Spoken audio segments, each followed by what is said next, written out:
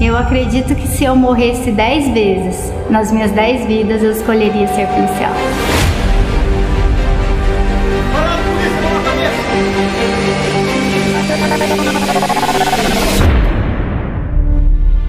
Meu nome é Érico Palazzo, eu sou delegado de polícia da PCDF. Meu nome é Luana Davico, sou delegada de polícia no Distrito Federal. Sou mulher e sou policial e vim representar todas vocês.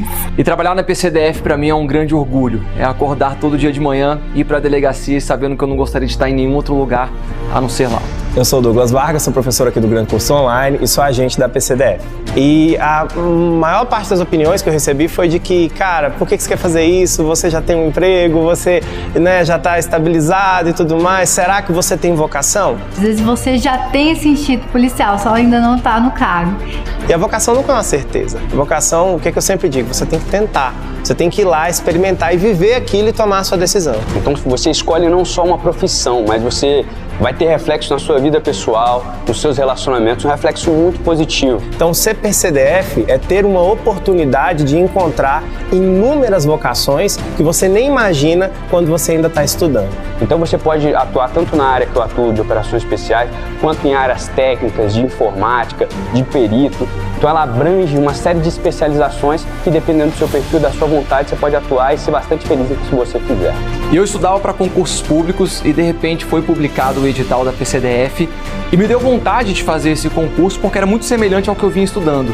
Mas eu nunca tinha pensado, nunca tinha imaginado ser policial. Foi muito engraçado porque foi um momento muito marcante fazer faculdade de Direito. Estávamos indo para a faculdade e no ônibus dois autores anunciaram assalto. Por coincidência, a gente prestou muita atenção nos autores, entramos na viatura da Polícia Civil e fizemos uma espécie de perseguição ali. E aquilo ali já aflorou um sentimento ali, né? Uma vontade. E ali parece que virou a chave e eu falei, eu quero ser policial. Para mim, pertencer à Polícia Civil do Distrito Federal é uma grande honra, é uma grande alegria. É um grande sonho que se tornou realidade. Eu achei, e na minha cabeça, eu tinha tirado o lugar de uma pessoa que tinha uma vocação maior do que eu. Ao longo do curso de formação foi que eu fui sentindo que eu fiz por merecer. E eu percebi que a vocação policial não é algo necessariamente que você vai nascer com aquilo, é algo que você pode desenvolver. Mas uma coisa engraçada é que eu achei que eu ia chegar na polícia ia ser só agitação, né? Tiro, porrada e bomba, que eu ia viver ali na aflição, na agonia. Mas não, a polícia me trouxe paz. Bom, a vida muda completamente, né? Você deixa de ser um cidadão comum, passa a ser um policial, né? Onde todo mundo espera algo de você e você tende a retribuir. Então, poder ser remunerado e conectar sua remuneração à possibilidade de retribuir, de ajudar ao próximo, não tem preço. É realmente muito gratificante. É o salário moral. É você chegar em casa e falar, nossa, hoje eu fiz algo maravilhoso, hoje eu fiz a diferença na vida de alguém. Então, o que muda na sua vida? Essa gratificação, esse retorno que vai além de qualquer outra coisa que eu já fiz até hoje na minha vida. E a Polícia Civil, ela não é um instintivo, ela não é um aparato, ela não é um prédio, ela é feita de carne e osso. A gente se transforma em uma família. É um orgulho gigante que a gente tem em pertencer a essa instituição. É uma instituição que tem os melhores índices de resolução de crimes do Brasil. A gente sabe que a Polícia Civil do Distrito Federal ela é referência. E a gente conseguiu, inclusive, prender todos os autores de feminicídio até o último dado. Isso é muito importante. A gente precisa não só de uma polícia que se apresente, mas uma polícia efetiva. E isso a Polícia Civil do Distrito Federal é, com certeza. E é importante ressaltar também a mudança financeira na vida daquela pessoa que vai ser aprovada no concurso da PCDF, porque, sem dúvida, é um sonho ser aprovado nesse concurso. Você, como estudante de concurso público, vivendo ali contando o seu dinheiro, quando você finalmente consegue essa aprovação, você tem uma mudança na sua qualidade de vida. E quando eu fiz o concurso da PCDF, aproveitando essa oportunidade, eu não sabia o quão boa a PCDF era. Se eu soubesse, eu juro que eu teria estudado 20 vezes mais e teria valido a pena. Você aprende muito com a arma e mais ainda com a caneta. Vocação não se explica. A única coisa que eu sei é que eu nasci para isso.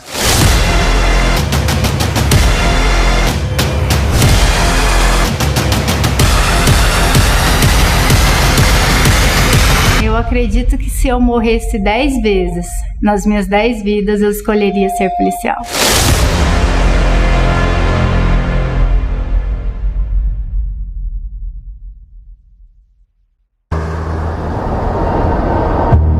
Os dias têm sido mais duros e cheios de incertezas. Provas suspensas, editais adiados, dias ainda mais solitários e dentro de nós, um turbilhão de pensamentos. Estudar para concursos não é fácil, sabemos disso. E o plano de mudar de vida e mudar a vida das pessoas que você ama talvez demore um pouco mais do que você e a gente imaginava. Mas em meio a tudo isso, tem algo que você precisa saber. É hora de insistir, persistir e mostrar toda a sua força. É você quem determina o seu futuro. O jogo não parou, só nos pediram um tempo. E é desse tempo que precisamos para te preparar e te dizer que estaremos do seu lado até o final. Até minutos antes de você sentar na cadeira daquela sala, no dia que vai mudar os rumos da sua história. Toda a equipe e os mestres do Gran Cursos Online não medirão esforços para atualizar videoaulas, PDFs, implementar avanços tecnológicos, disponibilizar materiais completos e informação correta em primeira mão a você e a milhares de concurseiros em todo o Brasil. Então, futuro servidor e futura servidora, queremos reforçar o desejo de estar com você, fazendo tudo o que for necessário para te deixar pronto para o seu grande dia. Essa não é só uma mensagem, é um compromisso com você e com o seu sonho. Vem ser Gran e, se puder, fique em casa.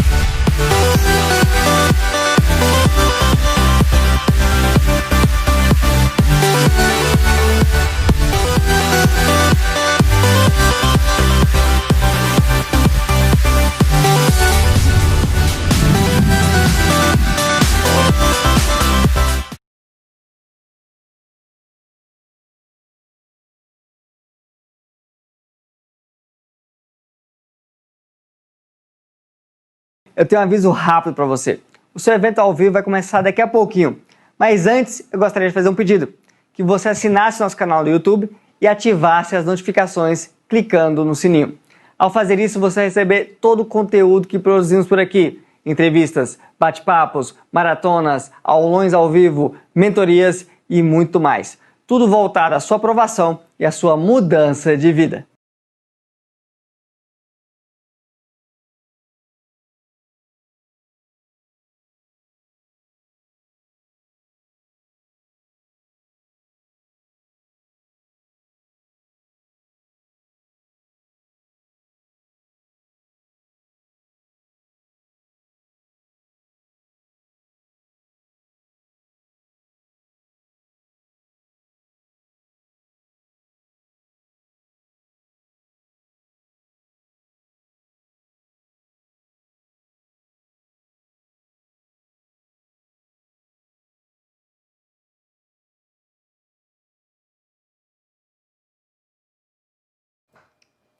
Fala pessoal, tudo bem? Boa noite. Todos estão acompanhando aí ao vivo nossa aula sobre bateria de questões para PCDF. Então hoje é um dia especial para a gente poder passar por mais uma fase de estudo, que é a fase prática, é a fase de resolução de questões. Fico muito feliz de ver grande parte de vocês aqui que estão sempre aqui comigo a Soraya, a Nelma, né, o Marcos, né, gente nova também chegando para acompanhar com a gente nessa luta aí, né, do estudo, nessa jornada de estudo para a prova agora da PCDF, né, nossa prova de agente da PCDF. O que eu separei para vocês, galera? É o seguinte, há tempo, né, eu falo com vocês que as questões de direitos humanos, elas são parcialmente pequenas, né? Não temos tantas questões de direitos humanos, até mesmo porque a incidência da matéria de direitos humanos aumentou em provas de concurso público de 2014 para cá. Então são seis anos, um pouco mais de 6 anos aí, né? Em que as provas de carreiras policiais começam a cobrar as questões de direitos humanos com maior força, né? Final de 2013 para cá. Então eu fui em uma fonte muito boa que a maioria de vocês, inclusive, tem acesso, né? Quem é assinante do GRAM tem acesso ao banco de questões do GRAM. Portanto, eu tirei 30 questões lá do banco de dados, do banco de questões do GRAM. Vem comigo na 2, por favor. E é interessante que vocês façam isso, né? Que começar a utilizar. São questões produzidas, né, pelos professores que ministram a matéria de direitos humanos, então tem questões excelentes lá, né? Tive a oportunidade também de conhecer algumas questões dos colegas que trabalham, que dividem essa matéria, essa cadeira aqui no GRAM comigo. Então eu achei muito produtivo e trouxe para vocês, portanto, 30 questões, né, extraídas do banco de dados do GRAM Curso, né? Vamos aproveitar isso aí, tá bom? Galera, novamente boa noite, Fábio chegando aí, cara, vamos firme para esse PCDF. Valdemir já tá empolgado aí, Selva, Ceilondes, galera do DF. Cara, esfriou, né? Quem é do DF esfriou pra caramba aqui hoje. Tânia, boa noite, galera. Vamos lá, tá? Vamos entrar, né, nessa matéria de direitos humanos. Lembrando, nas 30 primeiras questões, banco de dados aqui próprio do GRAM Curso. Vem na tela comigo, por favor? Então, vamos iniciar. Primeira questãozinha sobre PNDH. Decreto 7.037, de 21 de dezembro de 2009, que aprovou o Programa Nacional de Direitos Humanos. Ele traz o seguinte: a garantia da laicidade, a ideia de Estado laico, é um dos objetivos estratégicos do PNDH 3. Galera, para estudar PNDH, sempre eu insisto com vocês. Primeira coisa na questão, observar qual é o tópico, o elemento da estrutura que está exigindo. Quer saber sobre objetivo estratégico. E pergunta aqui na questão número 1 se a laicidade do Estado é um desses objetivos estratégicos. É sim, e olha a disposição do documento em relação a isso aqui. Está lá no eixo de número 3, que é o eixo que trata de universalizar direitos em um contexto de desigualdade. Dentro da diretriz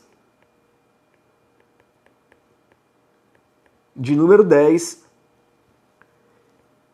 é o nosso objetivo estratégico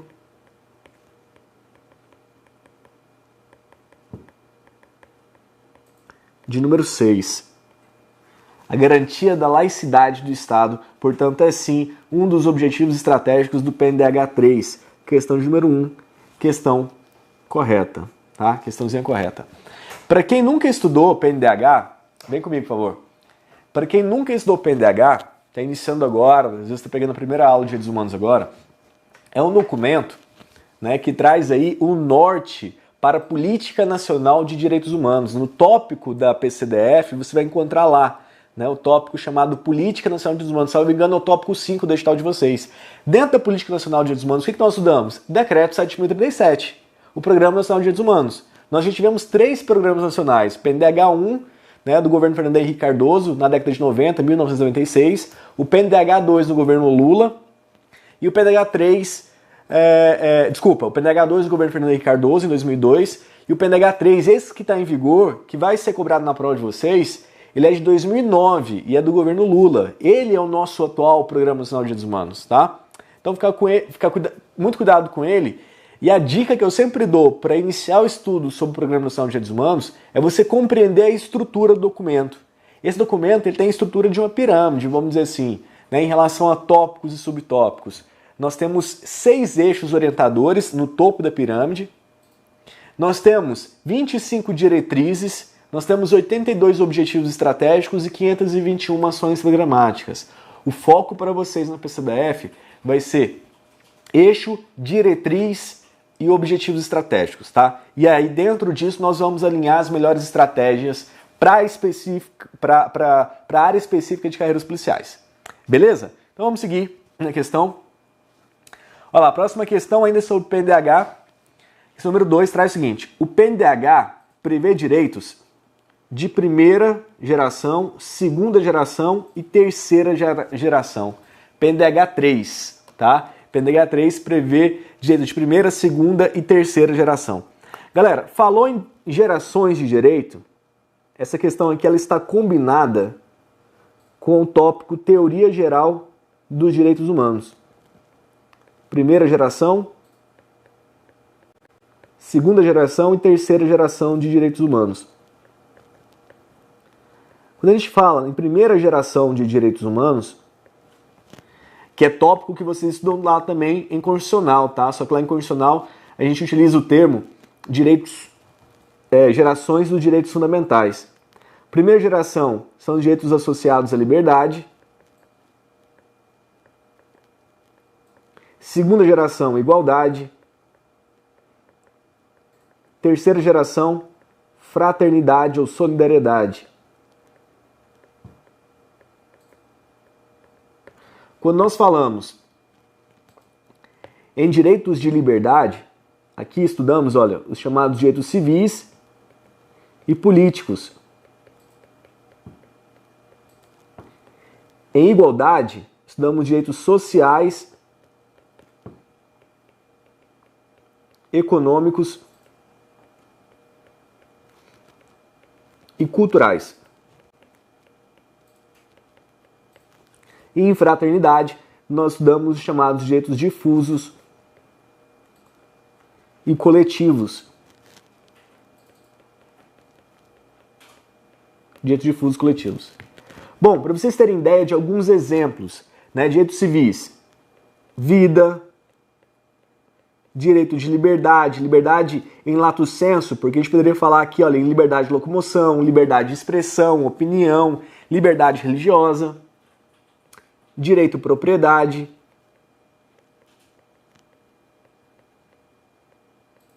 Ali dentro de direitos políticos, a gente pode falar, olha, no voto, etc.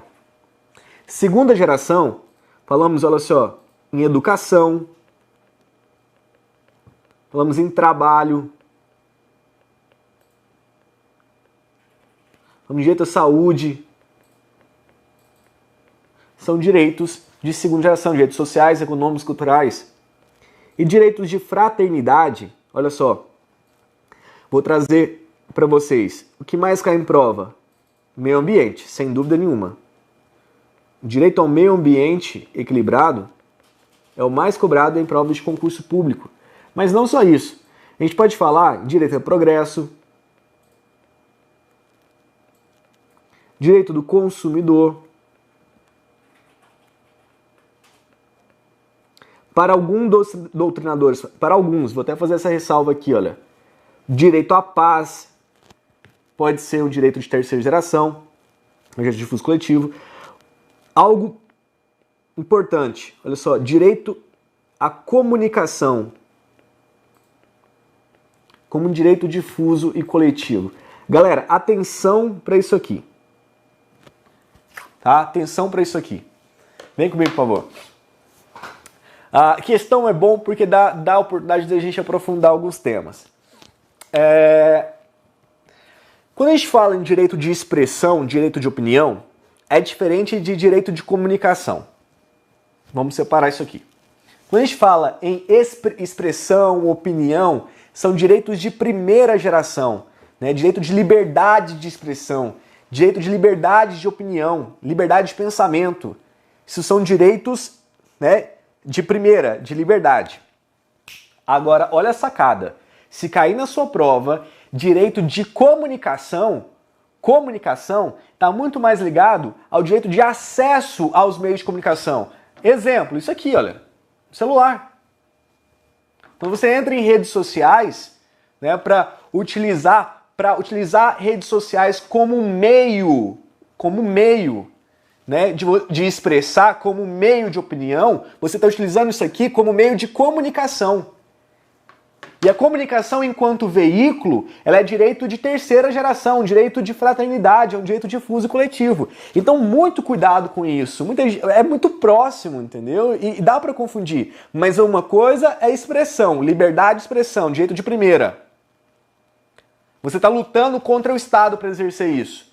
Agora, quando a gente fala, né, em direito de comunicação, está vinculado aos meios de comunicação. Esse acesso para ajudar a expandir, né, o alcance da sua comunicação. Isso é terceira geração. Beleza? Vocês já tinham visto isso?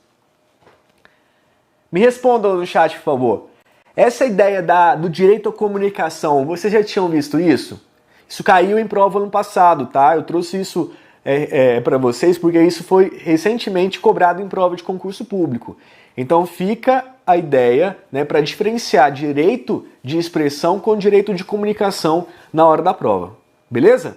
Então, volta na tela comigo. Então aqui a gente já tem um esboço geral, né, sobre as gerações de direito. Agora a pergunta é: essas três gerações se encontram dentro do PNDH? Sim. A questão está correta.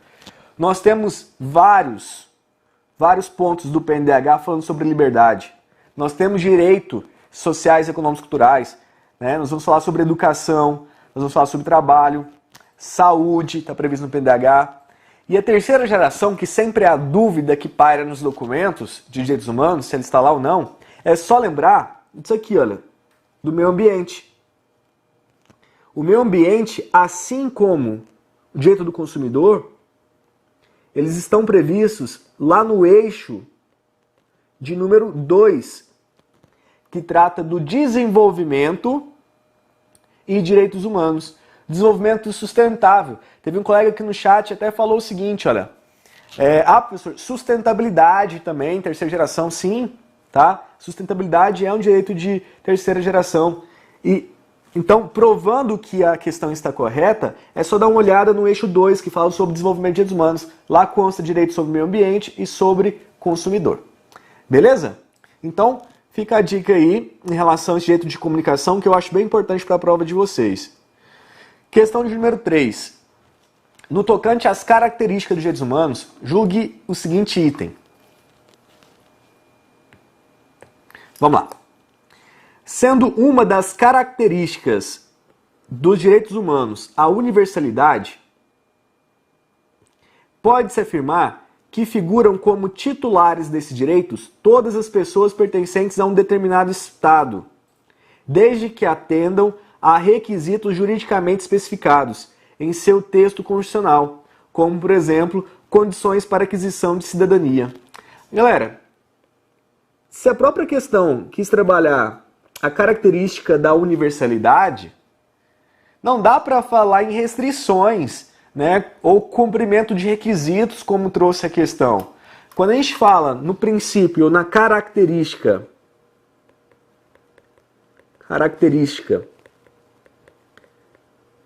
da universalidade,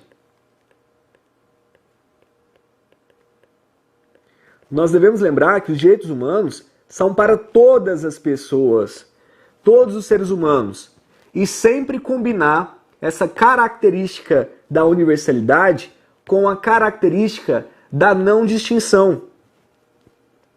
Característica da não distinção ou não discriminação. Isso pode vir na prova de vocês, tanto como característica como princípio, tá? Princípio da universalidade combinado com o princípio da não distinção. Vem comigo. É um texto que, para quem já está estudando para concurso há algum tempo, está bem habituado. São normas que, quando a gente vê o seguinte, olha, você está lendo lá um documento, está lendo o texto, fala, esses direitos são para todas as pessoas, sem distinção alguma, baseada em sexo, né, idade, religião, nacionalidade. É essa a ideia de universalidade. É de fato direito para todos, sem distinção sem qualquer tipo de discriminação. Portanto, a questão aqui, como ela quis condicionar demais, né, falando que o princípio da universalidade pode se afirmar quando figuram titulares de direitos todas as pessoas pertencentes a um determinado Estado. Não é só de um determinado Estado. Esse conceito de determinado Estado está muito mais vinculado a direitos fundamentais do que direitos humanos. Mas eu posso afirmar para vocês que até em direitos fundamentais isso estaria errado. Quer fazer essa análise? Vem comigo. Vamos fazer essa análise dentro dos direitos fundamentais. Lá em Constitucional. Em direito constitucional, quando vocês estão estudando o artigo 5º, vocês estudam titularidade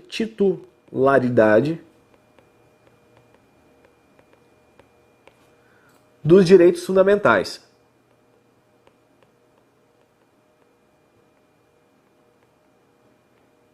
Aí a base para falar sobre esse tema lá em Constitucional é o caput do artigo 5º.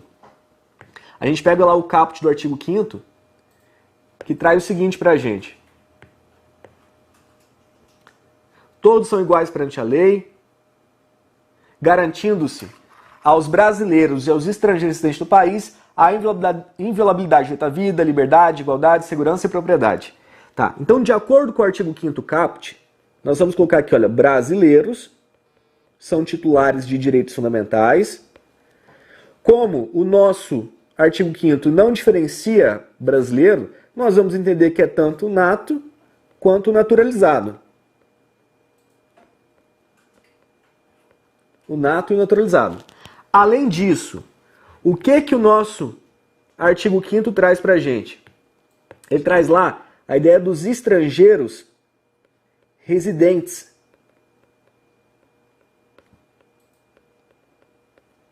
Beleza, isso é o que está expressamente previsto dentro da CF. Mas só que nós vamos acrescentar aqui nesse rol. Vou até alterar a cor para demonstrar que é aquilo que não está expresso. Vou pegar um preto.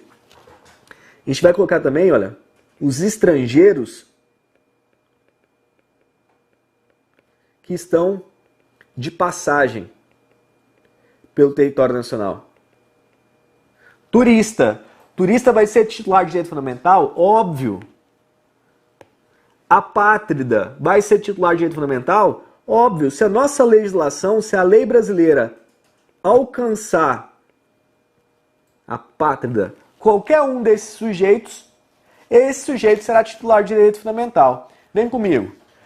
Por isso que eu gosto de simplificar. Pensa da seguinte forma. Tudo que eu disse aqui, olha, brasileiro, estrangeiro, apátrida, são pessoas naturais. São pessoas naturais.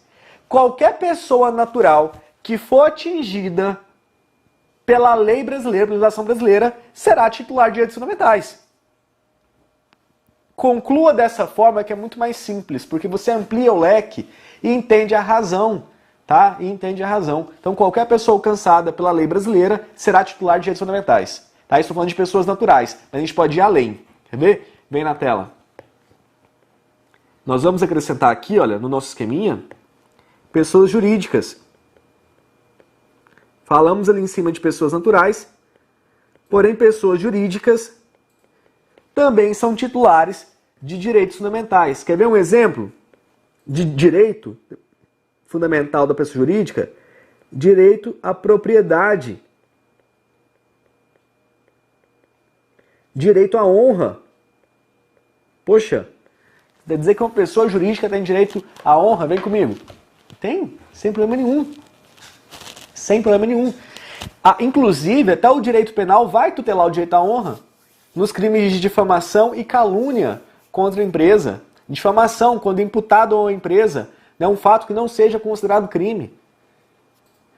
A empresa pode ser vítima de calúnia? Pode. Pode ser vítima, pode ser vítima de difamação? Pode. De calúnia também? Pode. Excepcionalmente, mas pode. Quando for imputada a uma pessoa jurídica, quando for imputada a uma pessoa jurídica, uma empresa, o cometimento de um crime, né? Aí você deve pensar, professor, mas empresa comete crime? Crimes ambientais, sim. Crimes ambientais, sim. Se você tem o entendimento que ela pode cometer um crime ambiental, ela pode ser imputada a ela falsamente o cometimento de um crime ambiental. Então, quando? Né, você pega lá uma empresa. Imagina que é imputado falsamente a Petrobras o crime de despejo, né, de material tóxico no Oceano Atlântico. Pô, um crime ambiental. Se foi imputado falsamente, o que essa pessoa cometeu contra a Petrobras? Calúnia?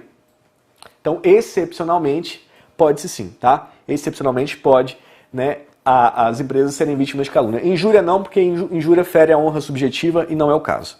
Mas tá aí. O tema titularidade de direitos fundamentais e titularidade de direitos humanos, né? Deve ser para todos, sem qualquer tipo de distinção. Portanto, a questão número 3, galera, erradíssima essa questão. Erradíssima. Isso. Olha só, vem comigo, por favor. O Gerson perguntando, injúria não, pois fere a honra subjetiva. Perfeito. Quando a gente fala na calúnia e difamação, é honra objetiva, é o que as outras pessoas vão pensar dela. Agora, em relação à injúria, como é honra subjetiva, não dá para falar que uma empresa possui honra subjetiva. Bom? Beleza? Então, vem na tela comigo. Questão de número 4. Julgue os itens a seguir a respeito do tema Direitos Humanos na Constituição Federal. Segundo a jurisprudência do Supremo Tribunal Federal, os tratados de direitos humanos serão incorporados pela ordem jurídica brasileira a partir da aprovação do Congresso Nacional, mediante decreto legislativo. A sacada para essa questão é o seguinte: eu quero saber, de acordo com a jurisprudência do STF, quando que os tratados internacionais serão incorporados pela ordem jurídica brasileira. Se vai ser a partir da aprovação feita pelo Congresso Nacional através de um decreto legislativo. Galera, a incorporação não se dá com a aprovação. A incorporação na nossa ordem jurídica, ela vai se dar lá após a promulgação. Porque olha a sequência dos atos. A primeira fase, eu tenho negociação, eu tenho celebração do tratado,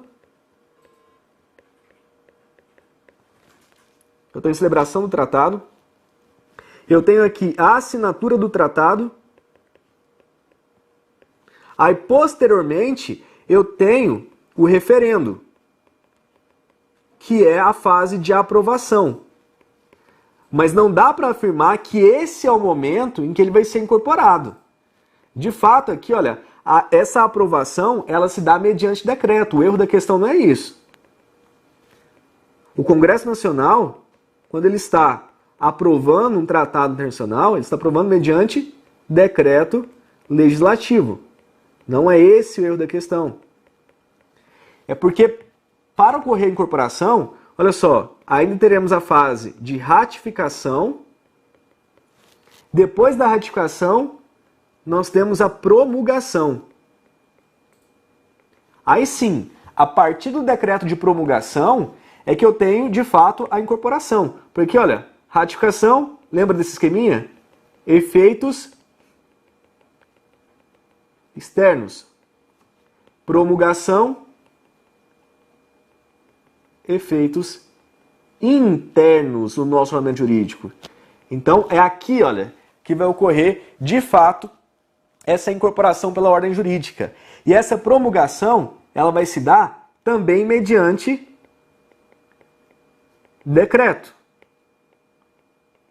Mas nesse caso, olha só, nesse caso, estamos falando de decreto, não de decreto legislativo, e sim decreto executivo, decreto presidencial, ou pode vir na sua prova, decreto de promulgação.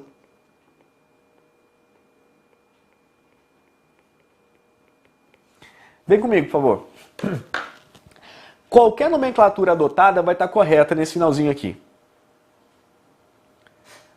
Deixa eu ver a dúvida da Isabela. Prof, mas esse a partir de não poderia deixar a questão correta?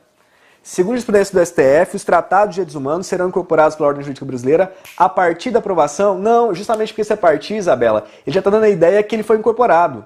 Tá? Eles serão incorporados pela ordem jurídica brasileira a partir da aprovação do Congresso? Não.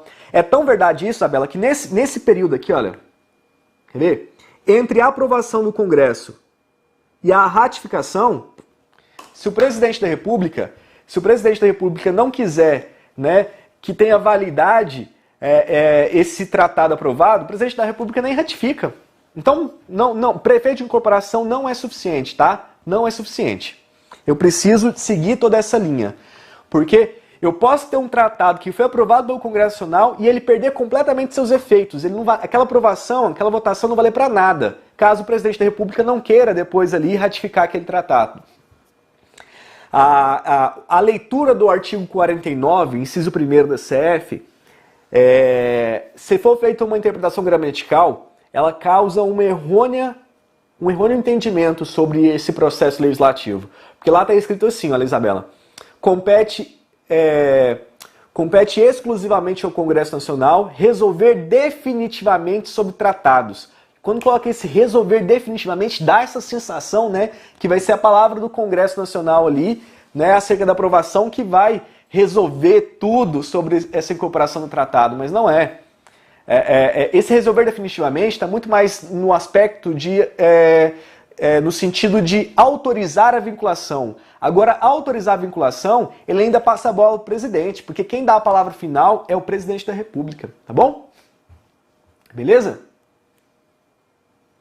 Não, ato do presidente. O Congresso, o Sullivan perguntando, olha só, o Congresso pode na ausência do presidente? Não pode, tá, Sullivan? Lembra o seguinte, o Congresso Nacional, ele tem representatividade apenas interna, tá? Então os atos do Congresso Nacional, eles têm repercussão apenas interna. Ele não tem voz externa. Quem tem voz externa é o sujeito competente para representar a República Federativa no Brasil nas relações internacionais, presidente da República, tá? Presidente da República. O Congresso Nacional não pode. Tá bom? O Congresso, perfeito, João.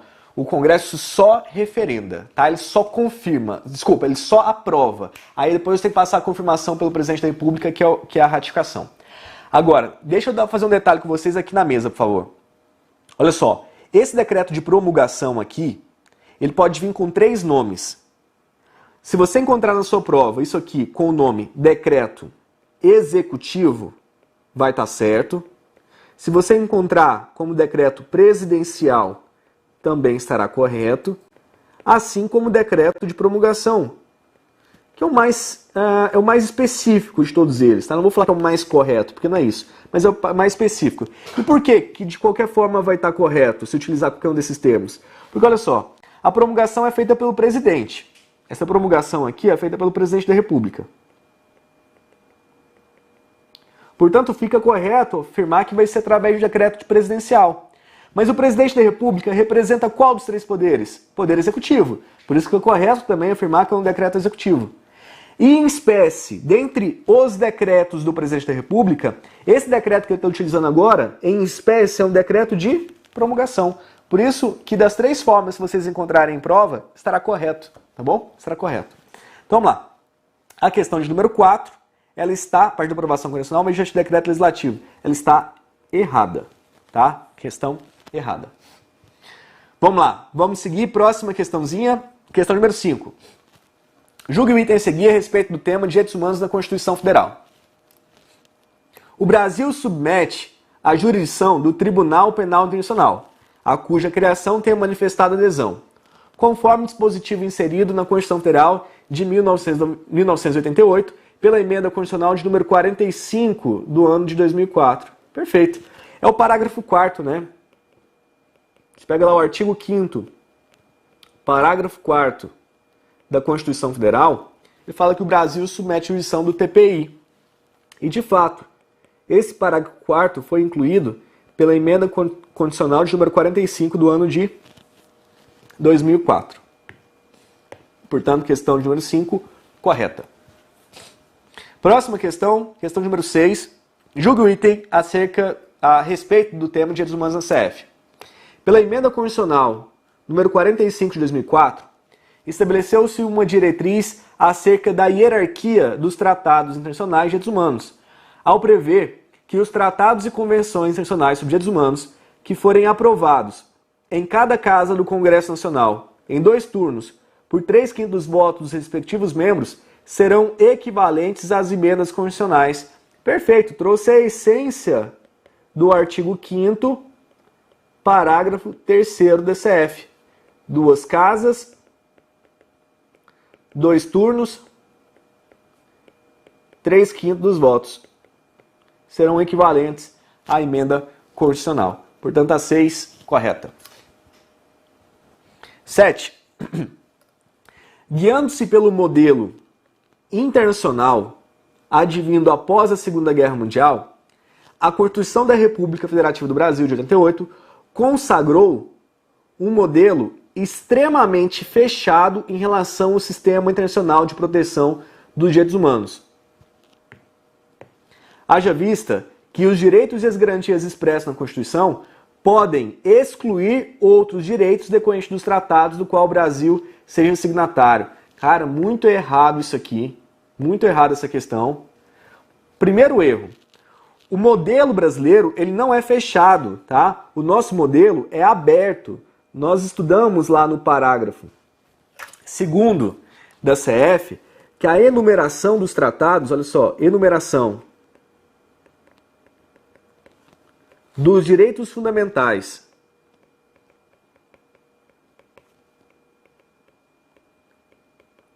no nosso ordenamento jurídico, na Constituição Federal, é uma enumeração aberta. É uma enumeração aberta. O que significa isso? Vem comigo. Significa que os direitos e garantias expressos na Constituição Federal não excluem outros decorrentes dos princípios por ela adotado, princípios adotados pela a nossa Constituição Federal, além daqueles, né, direitos e garantias previstos em tratados internacionais. Portanto, o rol presente na Constituição é um rol exemplificativo. A nossa enumeração é aberta, tá? É aberta e não fechada como trouxe a questão. Beleza? Então vem na tela, questão de número 7, questão errada. Próxima questão, questão de número 8. Deixa eu botar isso aqui.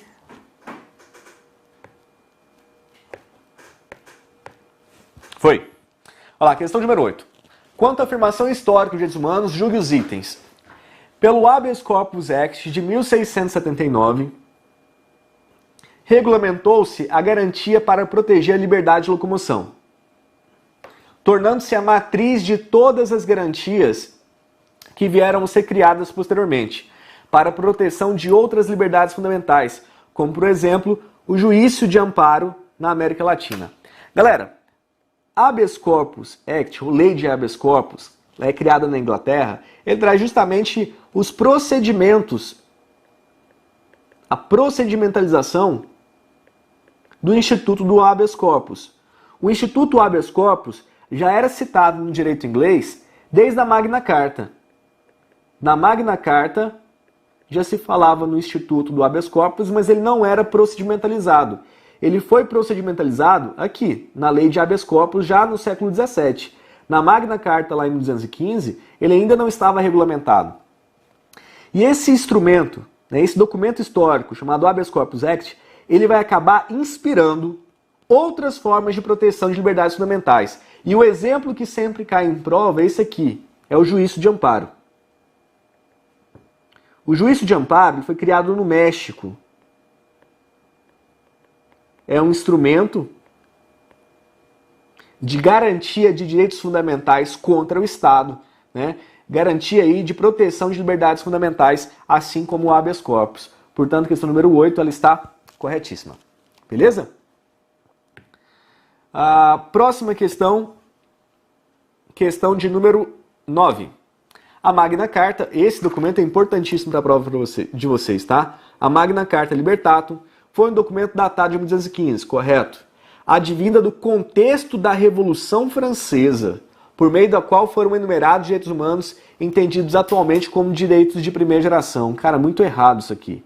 A Revolução Francesa, ela é do ano de 1789. Então não tem nada a ver a Magna Carta com a Revolução Francesa em um aspecto histórico. Tá? A Magna Carta é um documento inglês do século XIII. Aqui, olha, Inglaterra. Beleza? Vamos aproveitar essa questão aqui, já que falou sobre a Revolução Francesa. Acho que todos vocês lembram, né, do lema da Revolução Francesa. Estuda lá no ensino médio, né? A liberdade, vamos fazer na ordem. Liberdade, igualdade e fraternidade. Liberdade, igualdade e fraternidade.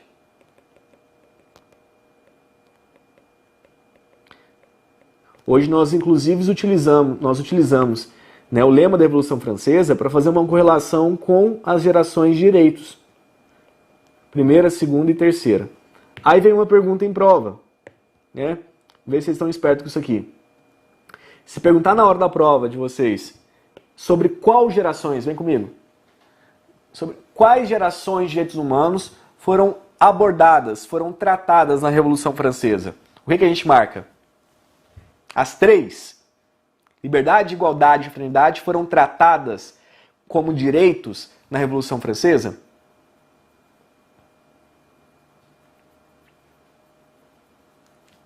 E aí? Não. Tá? Muito cuidado com essa pergunta.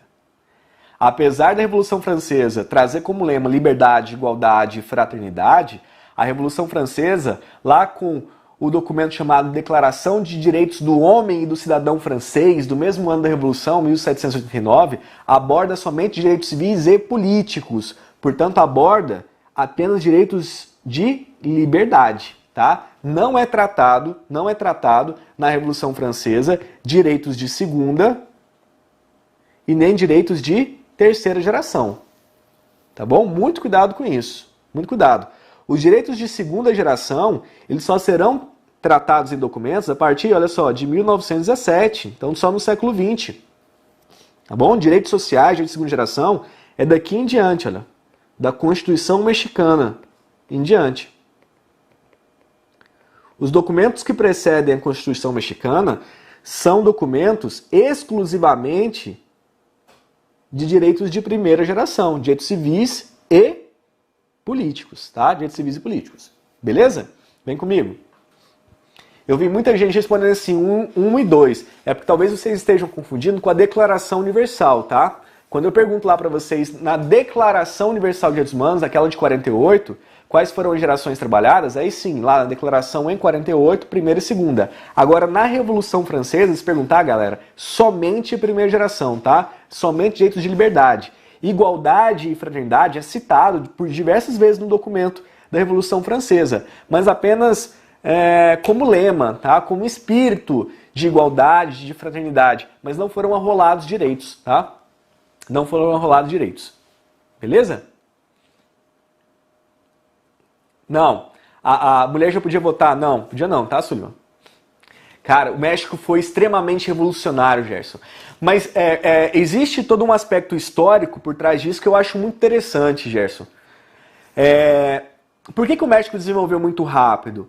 Porque o México, fronteira com os Estados Unidos. Estados Unidos, até o século XVIII, era colônia inglesa. Então, nos Estados Unidos era tudo muito difícil, assim, de trabalhar ideias revolucionárias. Isso era muito feito dentro, né, em lugares muito fechados, em associações secretas. Por isso que a maçonaria, por exemplo, é muito forte nos Estados Unidos, por conta de ideias iluministas, né, trazidas lá da Europa para os Estados Unidos. Os Estados Unidos, por conta de ser colônia da Inglaterra, não conseguia desenvolver essas ideias. Mas essas ideias eram passadas, né, pelo México, do sul dos Estados Unidos para o México. E o México começou a pegar aquilo lá e desenvolver. Por isso que o México, enquanto direito, ele desenvolveu muito, tá, no início do século XX. Muito mesmo. Tá bom? A Constituição Mexicana de 1917 ela é excelente como estudo até hoje. Ela fala sobre reforma agrária, ela fala sobre laicidade do Estado, tem vários pontos importantes nela. Tá bom? Então volta na tela. A questão de número 9, sem pé e sem cabeça, né? Não tem cronologia nenhuma, ela está errada. A Revolução Americana da mesma forma, a independência dos Estados Unidos, tá, o João Vitor? Da mesma forma. Só que são muito próximos, tá? A independência dos Estados Unidos, 1776. Daí você pega a Revolução Francesa, 1789. 13 anos de diferença apenas. Né? E quase que 13 anos certinho, porque um é 4 de julho e outro é 14 de julho. Então, isso te ajuda muito a compreender o aspecto histórico da época com o documento. O documento da independência dos Estados Unidos, que é chamado Declaração do Bom Povo da Virgínia, também trata apenas direitos de primeira geração, tá, João Vitor? Apenas direitos de primeira. Não trata segunda, não trata terceira. Leva esse marco histórico na cabeça. Da Constituição Mexicana em diante, tem segunda geração. Antes, os documentos anteriores que nós estudamos, é tudo primeira, tá? Tudo primeira geração. A Constituição de Weimar, né, na Alemanha, ela também é muito moderna, ela traz muita coisa das ideias mexicanas, mas principalmente, Wilson, principalmente em relação ao documento da OIT, que foi criado tipo 3 meses antes da Constituição de Weimar. E a Alemanha aprendeu muito com a Primeira Guerra Mundial também, né? Isso refletiu na Constituição pós-Primeira Guerra Mundial. Pena que não durou tanto, porque, tipo, com 12, 15 anos já veio Hitler, e, tipo, aí Hitler emendou uma Constituição na outra e logo veio a Segunda Guerra Mundial. Beleza? Cara, história é muito massa quando você consegue combinar ela com direito. E ela te ajuda a compreender. Beleza, vem na tela. Questão número 10. A implementação da Política Nacional de Direitos Humanos no Brasil se deu na década de 90 do século XX, após recomendação advinda na Conferência de Viena de 1993. Perfeita questão. É a Conferência Mundial de Direitos Humanos, né, que ocorreu em Viena em 1993. Aqui também tem um aspecto histórico muito relevante. Tá? Vem comigo, por favor. O aspecto histórico relevante para essa Conferência Mundial de Viena de 1993 é justamente o período de Guerra Fria. Né? O período de Guerra Fria. Então, quando nós temos a queda do Muro de Berlim ali no final da década de 80, logo em seguida, né, é como se a comunidade nacional quisesse, né, correr atrás do tempo perdido ali durante a Guerra Fria e começar a fazer tratado, fazer acordo de direitos humanos. Aí essa conferência de 93 em Viena ela é importantíssima, importantíssima. Né? E fazendo um link para o nosso direito interno brasileiro, é dessa conferência que surgiu aí, né, a implementação da nossa Política Nacional de Direitos Humanos lá com o PNDH-1, com o Programa Nacional de Direitos Humanos de número 1, 1996, com Fernando Henrique Cardoso. Tá bom? Portanto, a 10 correta. Próxima questão, número 11. Os direitos sociais ou de igualdade são classificados como segunda geração de direitos humanos. Tranquilo, né? Isso aqui sem segredo. Vocês estão craque já. 12. Na evolução de direitos humanos, observa-se o desenvolvimento de 3 gerações de direitos humanos. Acerca desse assunto, julgue. Tibúrcio, que nome feio, 18 anos de idade, morador da cidade de Quixerá, deve ter alguém do Ceará aí para me ajudar. Quixeramobim, na verdade, né? Quixeramobim. Espero que a pronúncia seja assim, galera. No Ceará, irá votar pela primeira vez nas próximas eleições municipais. Vem comigo. É aquela questão que sacaneia já na leitura, né? Porque ela é cheia de trava-língua. Já tem um nome feio e o nome da cidade é difícil de falar ainda. Aí vem na tela. Tibúrcio, então, ele vai votar pela primeira vez, fez 18 anos de idade, nas próximas eleições municipais para os cargos de prefeito e vereador. Assertiva. Nesse caso, a possibilidade de participação de Tibúrcio no referido processo eleitoral decorre dos direitos civis que lhes são assegurados pela Constituição Federal. Ah, pô, errado, né? Se é voto, não é direito civil, é direito político. Tá? É direito político. Portanto, questão número 12, questão errada. Quixeramobim. Agora, não, nunca, Rafael, depois me manda isso aí. Agora eu não erro. Quixeramobim. Repete 3 vezes que você não esquece. Ou então vai aparecer um mago na sua frente. Vai lá, vem na tela. Questão número 12. Questão número 13. Na evolução de direitos humanos, observa-se o desenvolvimento de 3 gerações de direitos humanos. Acerca desse assunto, julgue os seguintes itens. A garantia das 3 primeiras gerações de direitos humanos deu-se na seguinte ordem sequencial e sucessiva. Legal. Primeira, direitos políticos. Segunda, direitos civis e sociais. E terceira, direitos econômicos e culturais. Pô, errado, né? Errada a questão. Vamos lá. Primeira geração, civis e políticos. Segunda geração, sociais, econômicos e culturais. E terceira geração, nós temos os chamados direitos difusos e coletivos. Portanto, questão errada. 13 errada. Fácil, né? Fácil. 14. Na evolução de direitos humanos, observe-se o desenvolvimento de 3 gerações de direitos humanos. Acerca desse assunto, julgue os seguintes itens. O direito ao meio ambiente ecologicamente equilibrado integra a primeira geração de direitos humanos. Errado, integra a terceira, né? Meio ambiente ecologicamente equilibrado é um direito de terceira geração, direito difuso coletivo, e não de primeira. 15. Os direitos humanos são concebidos como indivisíveis e universais. Perfeito. De modo que basta ser pessoa para ser titular de direitos e dotado de dignidade. Perfeito. A ideia é da universalidade. Basta ser pessoa para ser titular de direitos e dotado de dignidade. Portanto, a 15, correta? Os direitos humanos são concebidos como indivisíveis e universais. Característica da indivisibilidade e da universalidade. De modo que basta ser pessoa para ser titular de direitos. Correta a questão. 16. Julgo o item de acordo com o PNDH. Olha lá. O fortalecimento dos modelos de agricultura familiar e agroecológica é uma das diretrizes do PNDH 3.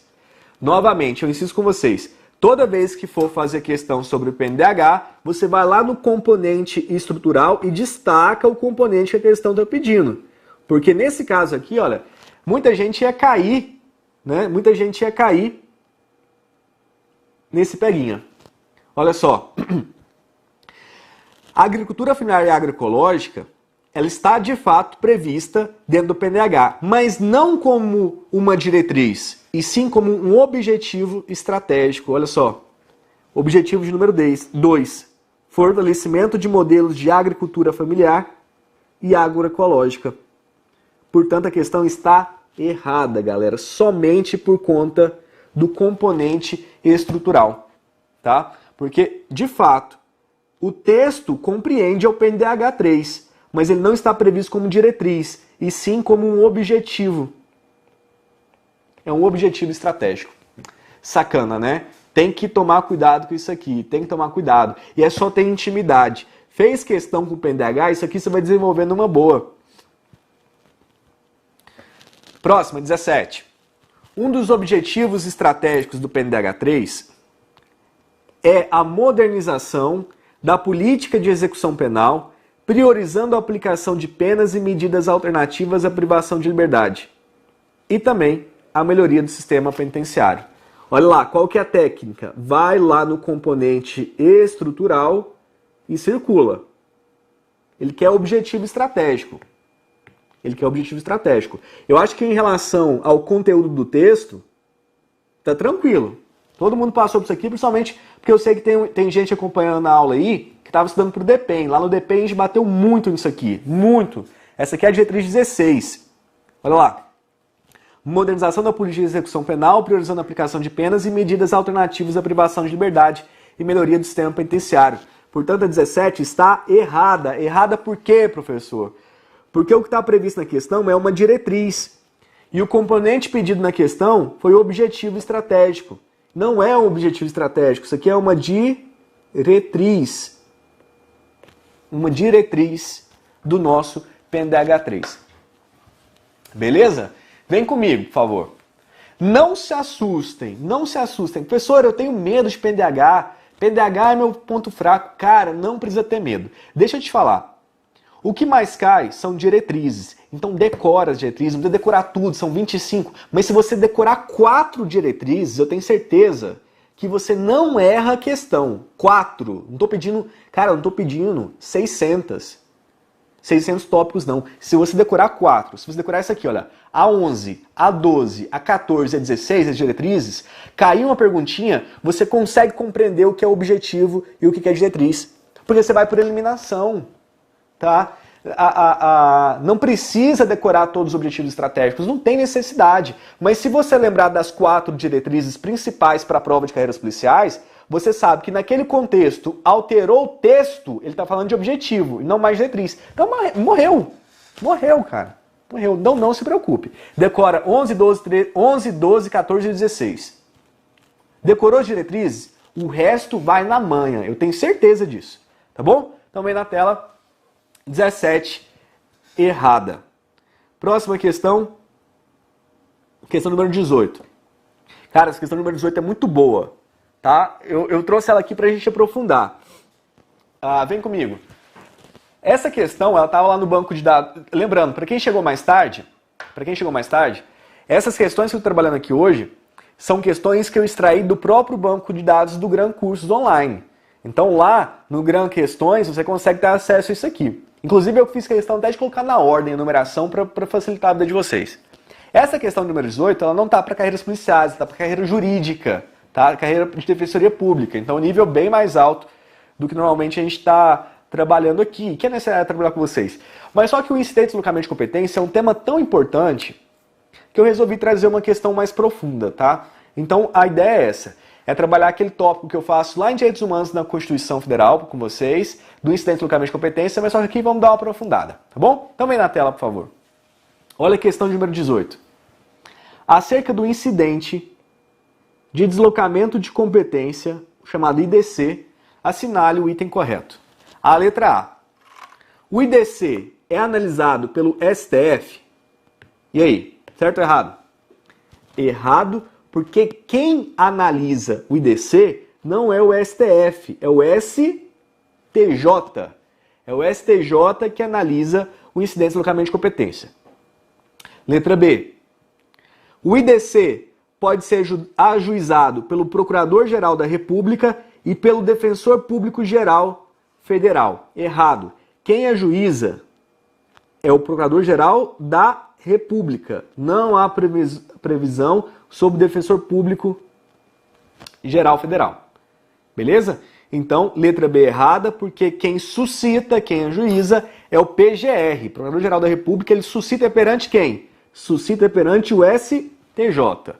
Legal. Letra C. Caberá IDC nas hipóteses de grave violação a direitos humanos, com a finalidade, olha só, para assegurar o cumprimento de obrigações decorrentes de tratados internacionais ou na hipótese de incapacidade oriunda de inércia, negligência, falta de vontade política, de condições pessoais e materiais de um Estado-membro, por suas instituições e autoridades levar a cabo, em toda sua extensão, a persecução criminal. Perfeito. A letra C é o nosso gabarito, tá? Ela traz a hipótese de grave violação juntamente com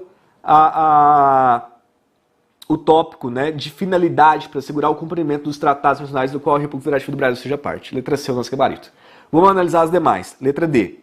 O IDC somente é cabível para casos com natureza penal. Galera, muita gente marcou isso aqui. Muita gente foi na letra D.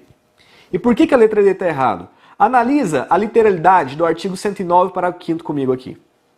Ele diz: nas hipóteses de grave violação de direitos humanos, o Procurador-Geral da República, com a finalidade de assegurar o cumprimento de obrigações decorrentes de tratados internacionais de direitos humanos, dos quais o Brasil seja parte, poderá suscitar perante o STJ, em qualquer fase do inquérito do processo, o incidente de deslocamento de competência para a Justiça Federal. O que está escrito no parágrafo 5º no começo? Hipótese de grave violação de direitos humanos. Aqui não está escrito crime. Não é somente caso de natureza penal. Eu posso ter caso de natureza civil. Eu posso ter caso de natureza trabalhista. Em tese eu posso. Direito trabalhista é um direito, olha só, direito trabalhista é um direito de segunda geração, direito social. É um direito social. É um direito humano. Então ele pode, né, ser objeto de IDC sem problema nenhum. Tá? O inquérito na área civil também pode, sem problema nenhum. Não é só natureza penal, tá, que vai para o IDC. Então toma muito cuidado, tá? Vem comigo. Muito cuidado. Então não é só natureza, não são os casos de natureza penal. Óbvio, por que a gente fica com uma louca vontade de marcar isso aqui? Porque na prática o que acontece é isso. Dificilmente a gente vê algo diferente. A gente vê casos de natureza penal, né?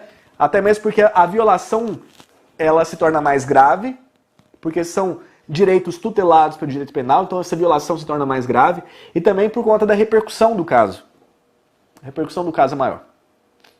Beleza?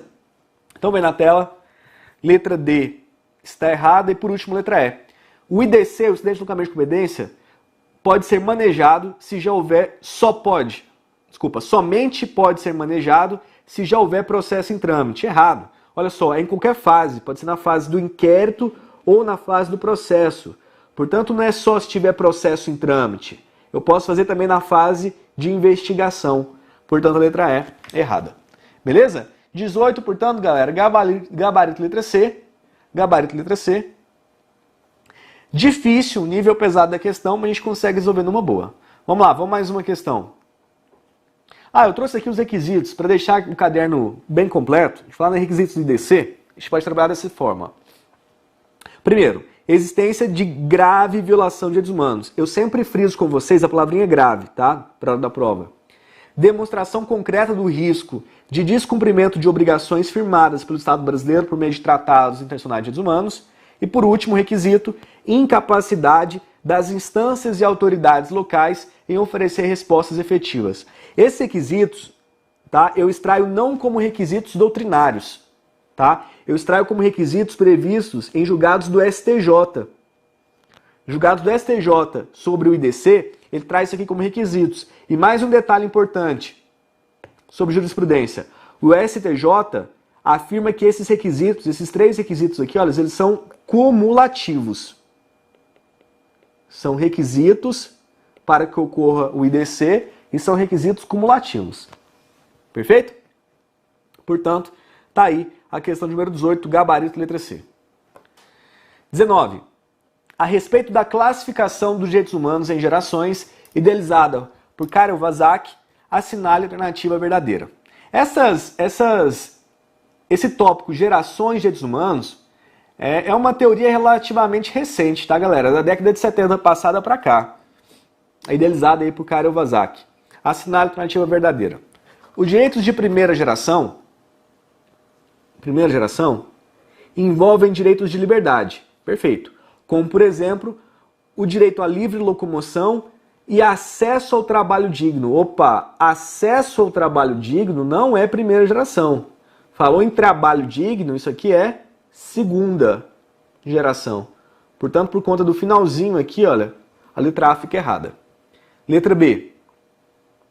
Os direitos de segunda geração envolvem direitos de igualdade. Como exemplo, o direito à educação, à saúde, resistência não. Educação e saúde são exemplos de direitos de segunda geração, de igualdade. Agora, direitos de resistência, direitos de oposição, são sinônimos de direitos de primeira geração, de direitos de liberdade, resistência ao poder estatal. Tá? Letra B, portanto, está errada. Letra C.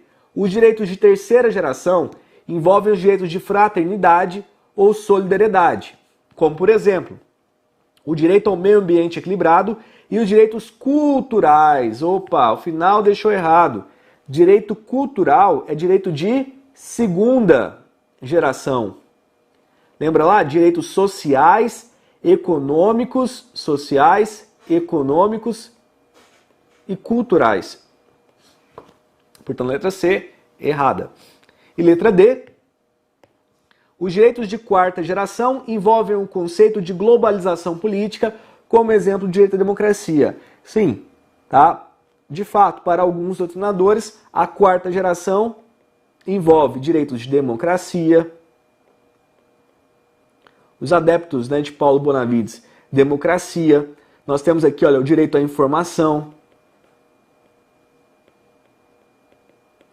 O direito à pluralidade política.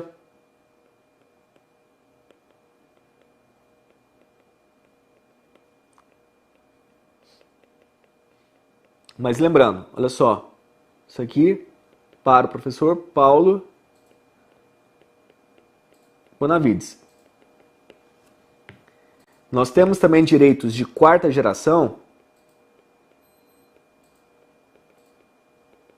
Norberto Bobbio. Italiano Norberto Bobbio.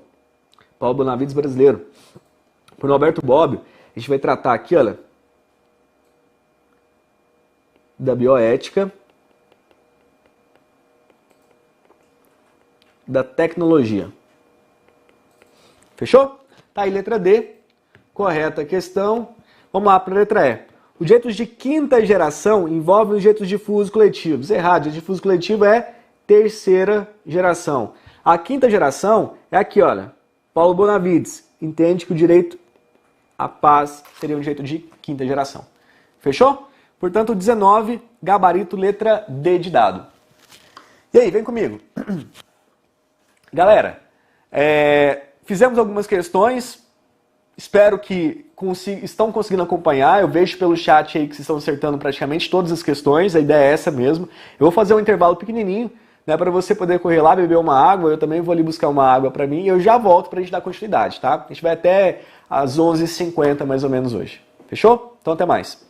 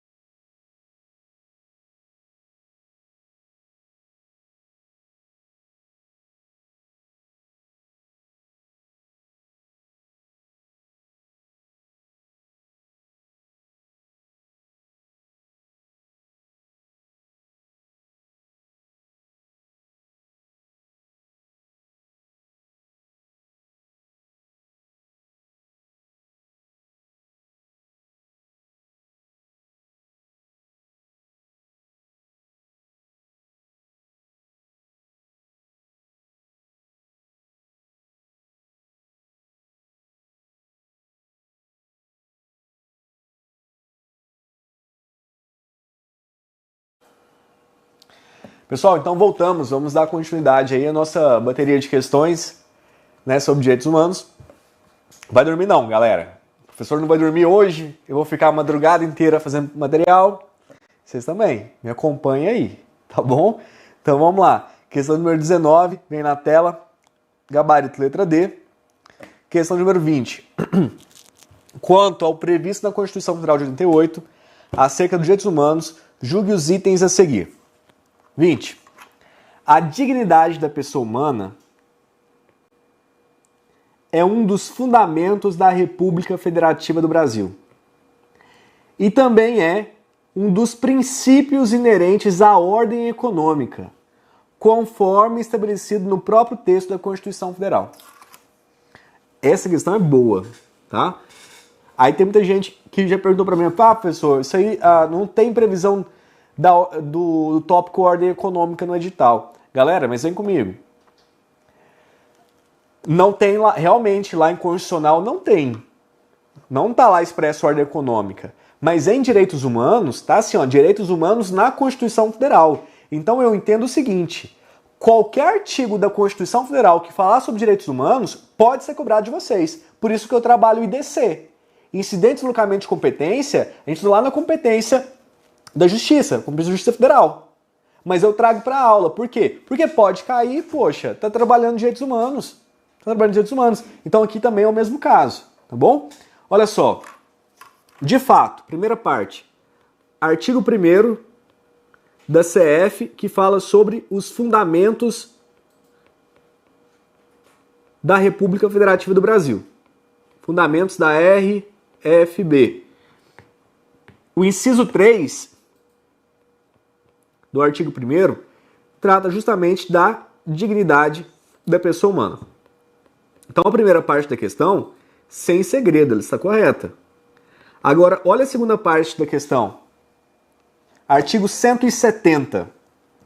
A ordem econômica, fundada na valorização do trabalho humano e na livre iniciativa, tem por finalidade, assegurar a todos existência digna. Portanto, olha só, dignidade da pessoa humana, questão número 20, correta, tá? Questão de número 20, correta. É um dos princípios inerentes à ordem econômica, a dignidade da pessoa humana. Olha que questão boa de cair na prova e só você acertar, não é? 20, correta. Próxima questão, 21. Decorre do princípio da prevalência dos direitos humanos, olha só, falou em princípio da prevalência dos direitos humanos, são os princípios das relações internacionais. Está lá no artigo 4º da CF, que trata dos princípios que regem as relações internacionais do Brasil. Então, decorre do princípio da prevalência dos direitos humanos nas relações internacionais do Brasil, de que a todos os brasileiros, bem como os estrangeiros, independentemente de se residentes ou não no Brasil, deve-se garantir a inviolabilidade do direito à vida, à liberdade, à igualdade, à segurança e à propriedade. Perfeito.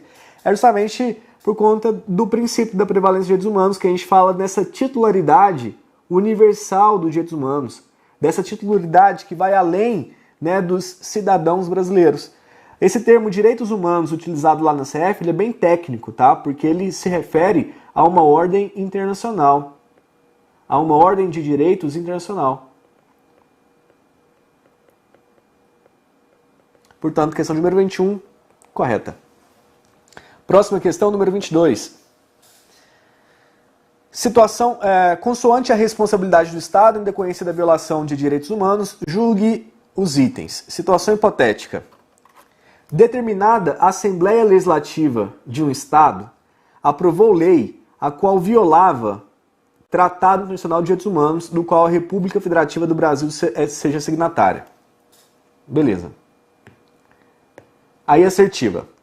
Nesse caso, o Brasil não poderá ser responsabilizado no plano internacional em razão dessa legislação, haja vista que se trata de uma legislação no âmbito estadual. Galera, República Federativa do Brasil. Então, olha, pode ser um ato de um estado, pode ser um ato de um município e pode ser um ato federal. Não importa. a República Federativa do Brasil poderá sim ser responsabilizada. E um detalhe, essa questão aqui, ó, ela falou de uma legislação, né? Da criação de uma lei. Porque ela falou do Poder Legislativo, da Assembleia Legislativa. Mas pode ser um ato de qualquer um dos poderes, tá? Pode ser um ato do Executivo, pode ser um ato do Legislativo e um ato do Judiciário. O Brasil pode ser responsabilizado por um ato de qualquer um desses poderes. Não precisa ficar restrito à ordem legislativa. Portanto, a 22, errada, porque poderá sim ser responsabilizado no plano internacional. 22, errada. 23. No decorrer dos anos, diversas características dos direitos humanos foram sendo reconhecidas. Sobre esse assunto e também acerca do histórico dos direitos humanos, julgue os itens. Vamos lá. A historicidade, a inexorabilidade, a individualidade e a inalienabilidade são reconhecidas como características dos direitos humanos. E aí, boa 23, certo ou errado?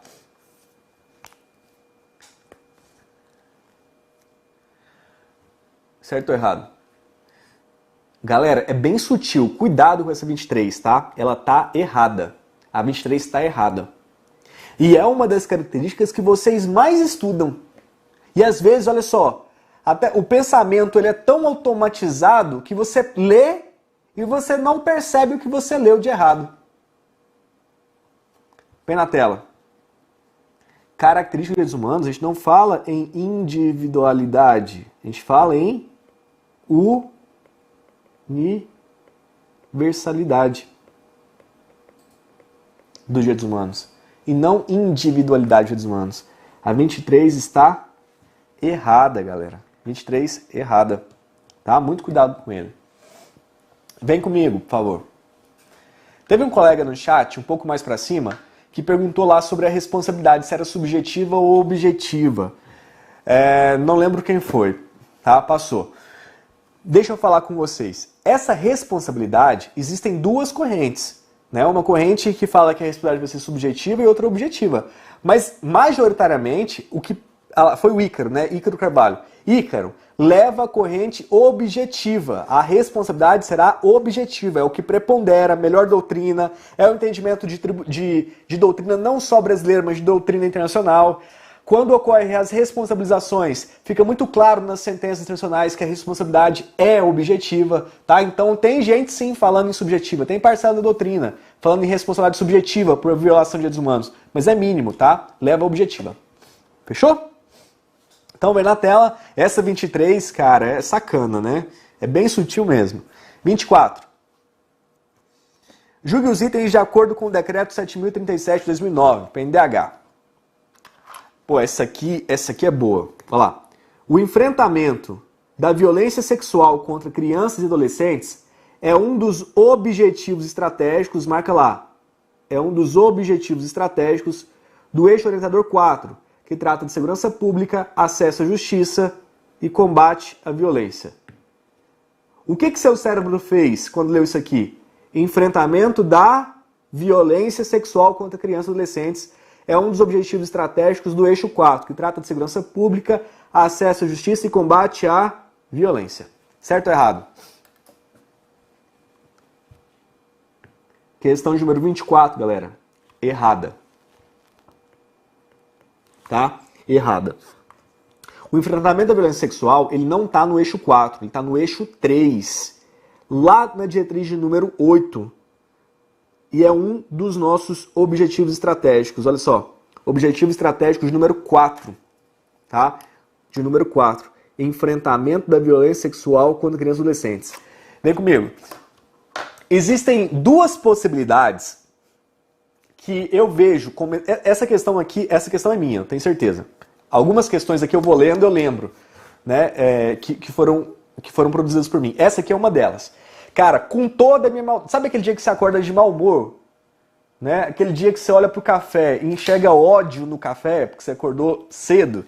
Bicho, quando eu tô nesse pior dia para fazer questão de concurso, eu vou e faço nesse sentido aqui. Porque essa questão é uma questão muito difícil. Então, a pior das piores, as maldades que o examinador do SESC pode vir com vocês é trazer algo do tipo. Porque ele te dá a temática violência. E a gente sabe que o tópico violência, em essência, ele é trabalhado lá no eixo 4. Então, a pior maldade que ele pode fazer é essa que eu fiz dessa questão. É ele pegar um tópico que trata de violência fora do eixo 4 e trazer para você perguntando se está no eixo 4. Então, não pode ser além disso, cara. Isso aqui é o que está lá no topo, entendeu? De dificuldade dentro da questão. Então, se vocês lembrarem dessa, essa é uma possibilidade. Só temos mais uma, né? Dele te sacanear em relação a essa locação no eixo 4, que é sobre educação. É outra questão que eu trouxe aqui. Então, cuidado. A 24 é difícil. Mas se você lembrar dela, e caso o examinador do SESC também esteja um dia para maldade, ele vai nesse sentido, não tem como ele ir além, tá? Não tem como ele ir além. O resto se torna mais lógico. Essa aqui não é uma questão lógica, nem um pouco lógico, tá bom? Portanto, a 24 é errada. Não, eu amo café, o G. Anderson. Cara, eu amo, mas só que café tem hora que tem gosto de ódio. Vamos lá, 25. Julgue os itens abaixo de acordo com o decreto 7.037. Para combater as desigualdades estruturais, o PNDH 3 prevê a garantia de direitos de 3 grupos considerados historicamente vulneráveis: negros, indígenas e mulheres. Negros, indígenas e mulheres no contexto de desigualdade estrutural. Questão correta, tá? Questão corretíssima. É a diretriz número 9. Eu já venho chamando a atenção de vocês para essa diretriz há muito tempo, tá? É a diretriz que fala sobre desigualdade estrutural. Galera, falou em desigualdade estrutural, tem que pular na sua cabeça os 3 grupos vulneráveis: mulheres, população negra e indígenas. Porque são esses 3 grupos vulneráveis que são trabalhados nos objetivos. Olha lá, nós temos 3 objetivos estratégicos aqui dentro do nosso diretriz número 9. Olha só, a primeiro objetivo estratégico: igualdade e proteção do direito das populações negras, historicamente afetadas pela discriminação e outras formas de tolerância. O objetivo 2, garantia aos povos indígenas. Garantia aos povos indígenas da manutenção e resgate da condição da reprodução cultural, segurando seus modos de vida. E, por último, garantia do direito das mulheres. Portanto, de fato, falou em desigualdade estrutural, são os 3 grupos que a gente vai lembrar para a hora da prova. Beleza? Tranquilo? Tá? Vem comigo. A Isabela está falando ali, né? Idoso, a questão de orientação sexual. Sim, tudo são grupos vulneráveis, tá? São grupos vulneráveis, Isabela. Mas não em desigualdade estrutural. A gente vai falar sobre criança e adolescente, sobre idoso, sobre a questão da orientação sexual, como grupos vulneráveis. Perfeito, perfeito. São grupos vulneráveis que a gente tem que levar para a hora da prova. Mas eles não estão dentro do tópico de desigualdade estrutural. Essa desigualdade estrutural, essa igualdade histórica, essa igualdade que, cara, parece que ela é alimentada, né? Ela é alimentada de geração para geração, geração para geração. Então a gente fala desses 3 grupos. Aí quando a gente vai criança, adolescente, idoso, comunidade LGBT, aí a gente está passando já para um contexto de grupos vulneráveis maior, tá? Agora desigualdade estrutural são os 3. A gente vai lembrar desses 3. Deficientes, tá? Vai entrar como grupo vulnerável, mas prefeito de desigualdade estrutural, os 3. Bom? Então vamos seguir. 25, portanto, correta a questão. Número 26. Julgue o item abaixo de acordo com o decreto 7.037. Para universalizar direitos em um contexto de desigualdade, olha lá, o eixo 3, né? O PNDH 3 prevê como objetivo estratégico o respeito às diferentes crenças, liberdades de culto e garantia da laicidade da questão. A primeira questão que nós fizemos do Estado, laicidade da questão, laicidade do Estado, né, Tiago? A primeira questão que nós fizemos hoje falava sobre esse tópico, né? Tá lá, olha, eixo 3, diretriz 10, se não me engano, é o objetivo 6. Objetivo 6. Respeito às diferenças de crenças, liberdade de culto e garantia da laicidade do Estado. Portanto, a questão ela pede objetivo estratégico, não é? Lá, pede objetivo estratégico e, de fato, isso aqui é um objetivo estratégico. A 26 está correta. 26 está correta. 27. Julgue os itens abaixo de acordo com o decreto 7.037. O PNDH 3 prevê como um objetivo estratégico, olha só, objetivo estratégico, a promoção dos direitos humanos dos profissionais do sistema de segurança pública e a garantia dos direitos das vítimas de crimes e de proteção de pessoas ameaçadas. O 27 também é boa, viu, galera? 27 é boa. Essa questão foi eu que fiz, eu lembro dela. Também foi outro dia de ódio, viu? O PNDH 3 prevê como um objetivo estratégico a promoção de direitos humanos profissionais do sistema de segurança pública e a garantia do direito das vítimas de crimes e de proteção das pessoas ameaçadas. Certo ou errado? Cuidado, galera. Errado, tá? A primeira parte, quando fala aqui, olha, da promoção, deixa eu até destacar isso aqui. Quando fala sobre a promoção dos direitos humanos dos profissionais do sistema de segurança pública, está correta porque é um objetivo estratégico. E foi o que a questão pediu. É o objetivo estratégico número 3 da diretriz de número 11. Agora, a segunda parte da questão, quando trata garantia dos direitos das vítimas de crime e proteção das pessoas ameaçadas, isso aqui não é um objetivo estratégico, isso aqui é uma diretriz. Ela nem está aqui, mas eu coloco para vocês. É a diretriz de número 15.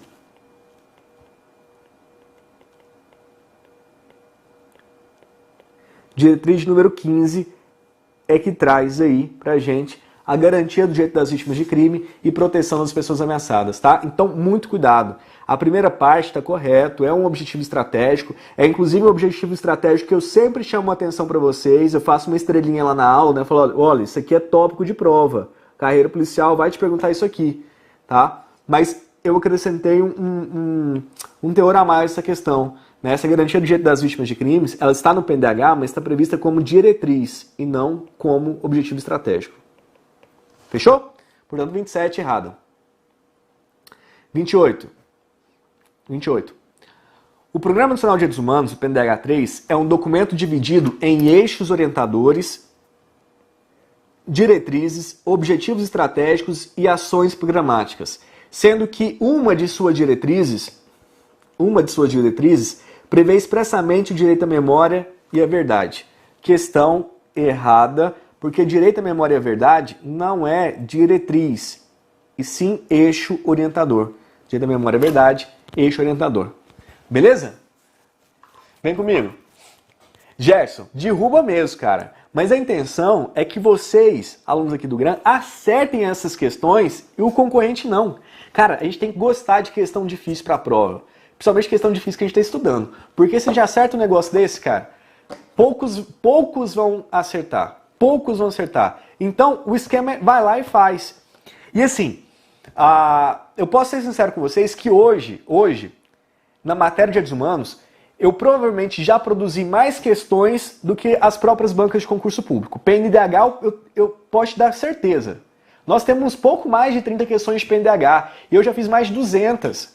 Então, quando eu tenho que fazer uma questão de PNDH, eu fico pensando, cara, eu já fiz tudo que poderia ser feito, já foi perguntado tudo. E as mais difíceis, eu sempre trago nos nossos eventos. Eu falo assim, cara, é isso. Isso é o máximo que ele pode atingir.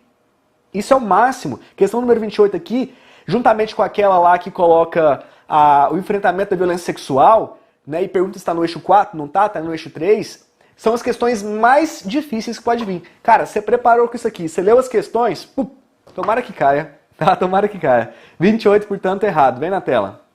28 é eixo. 29. Julgue os itens abaixo de acordo com o decreto 7.037. Eixo orientador número 4, o eixo número 4 do PNDH trata de segurança pública, acesso à justiça e combate à violência. E prevê como objetivo estratégico a formação adequada e qualificada dos profissionais do sistema de segurança pública. Essa é a outra que eu falei, que tem um tom de crueldade nela. Mas vocês estão assistindo a aula, cara. Então vocês têm que torcer para esse negócio cair. Essa questão está errada. Qual o motivo? Olha só.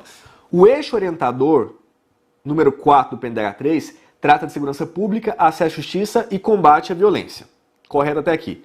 Só que a nossa cabeça, ela vem aqui e marca segurança pública, né? Marca segurança pública. Aí depois vem e prevê como objetivo estratégico a formação adequada e qualificada dos profissionais do sistema de segurança pública. Aí você lê segurança pública, você não tem medo. Fala, não, isso vai estar no eixo 4 mesmo, mas não está. O tema que prepondera aqui é educação. Tá? Isso aqui está lá no nosso eixo de número 5, que trata de educação e cultura de direitos humanos, dentro da diretriz número 21, e é um dos objetivos estratégicos. Olha só.